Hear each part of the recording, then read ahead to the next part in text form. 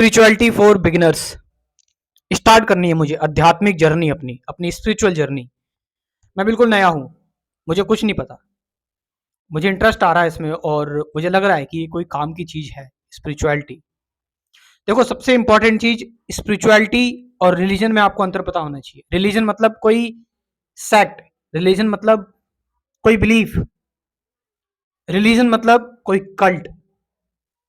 Spirituality का मतलब जो कल्टलेस है। स्पिरिचुअलिटी का मतलब जहां आप सिर्फ अपने अंदर फोकस करेंगे, अपने अंदर झांकेंगे, अपने अंदर जानेंगे।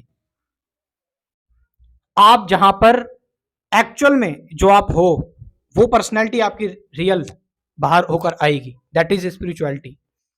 तो क्योंकि जो मेरा एक्सपीरियंस है मैं उसी से आपको बताऊंगा कि मैंने इस चीज को कैसे स्टार्ट किया था। तो सबसे पहले देखो, आपका माइंड शांत होना, आपका माइंड एकाग्र होना जरूरी है। क्योंकि देखिए, मैं आपको बताऊं कि मैंने जब अपनी स्पिरिचुअल जर्नी स्टार्ट की थी तो उस टाइम मेरा माइंड जो था वो बहुत ज़्यादा भटकता था और मेरी मेंटल हेल्थ भी ठीक नहीं थी उस दौरान। तो मुझे चाहिए था कि मेरा माइंड कहीं कम से कम एक जगह फिक्स तो हो, एक जगह जो है वो लगे तो कहीं। तो फिर मैं एक मंत्र का जप करता था, मैं मंत्र की चैंटिंग करता था और उस मंत्र को जप को मैं सुनता था, जो मैं बोल रहा हूँ उसको सुनता था।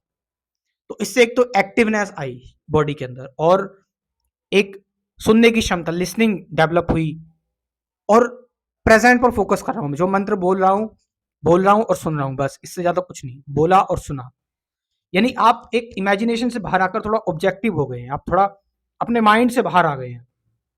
अभी तक आप अपने ब्रेन में ही घुसे हुए थे, ब्रेन में ही सारे चीजें चले, लेकिन आपने जब चैंटिंग की, उस बात को जब आप सुनने लगे तो आप ब्रेन से बाहर आ गए, उस इमेजिनेशन से बाहर आ गए और अब आप ऑब्जेक्टिव हो गए। थोड़ा सा, थोड़ा आपकी आंखें खुल गई। धीरे धीरे करके आप अब रियल होने लगे, माइंड के बाहर भी आप देखने लगे। तो कभी पार्क में आप चले जाइए और 10-15 मिनट, 15 मिनट तो कम से कम आपको निकालने चाहिए कि आप 15 मिनट जाइए और सांसों पर ध्यान लगाइए। मतलब एक फोकस करने वाली आपको ये एक्सरसाइज करनी है, एक तरह की एक्सरसाइज ही है ये। आप सांसों पर फोकस कर रहे हैं, सांसों की कुछ नहीं। अब पूरा विज्ञान जानने की जरूरत नहीं है सांसों की, या पूरी फिलॉसफी कुछ नहीं है। अभी बता रहा हूँ विपासना क्या है। सांसें जो आपकी निकल रही है नोस्ट्रिल से, सांस बाहर आ रही है और सांस अंदर जा रही है, उसकी सेंसेशन को महसूस करो, उसको फील करो। और जबरदस्ती सांस नहीं लेनी है आपको कि मैं जबरदस्ती सांस अंदर ले लूं बाहर ले लूं, नहीं। सांस एज इट इज, जैसे आ रही है नोस्ट्रल से, गुजर रही है, उसको महसूस करो, उसकी सेंसेशन, उसकी फीलिंग को। और अंदर जा रही है उसको महसूस करो। या मैंने बताया मंत्रा की चैंटिंग करो। मंत्र आप बोल रहे हो, कोई सा ही मंत्र हो, मंत्र आप बोल रहे हो, सुन रहे हो। जो आपने बोला वही आपने सुना, जो आपने बोला वही आपने सुना। कैसा भी मंत्र हो सकता है, राधे राधे, ओम नमो, जैसे ना नाम जप, ओम नमो भगवती वासुदेवाय, हरे कृष्ण हरे राम का मंत्र हो सकता है। आपने बोला और सुना, बस इससे ज्यादा कुछ नहीं, सोचना नहीं है ज्यादा। तो इससे आप एक रियलिटी में आ गए थोड़ा सा और आपका माइंड फोकस्ड हो गया। इसके बाद जब ये चीज आपको हो जाती है और जब आप इसमें थोड़े से पक्के हो जाते हैं, आपको लगता है कि यस, अब मुझे जो है वो मैं माइंड के ट्रैप से बाहर आ गया हूँ। अब मैं और अपने आप को बाहर से देखना चाहता हूँ, अपने माइंड माइंड और बॉडी का जो लेवल है और जो बाकी की सारी चीजें उसको टच करना चाहता हूँ।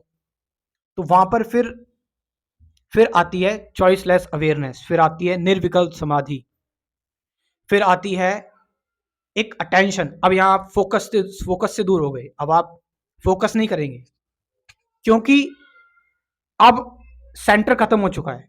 फोकस करने में एक सेंटर होता है, एक ऑब्जर्वर होता है। अब आप कोई चीज ऑब्जर्व नहीं कर रहे हैं, अब बस आप अटेंड कर रहे हैं, आप अटेंशन में हैं और किसी चीज को चूज नहीं कर रहे हैं, आप चॉइसलेस हो गए कंप्लीटली।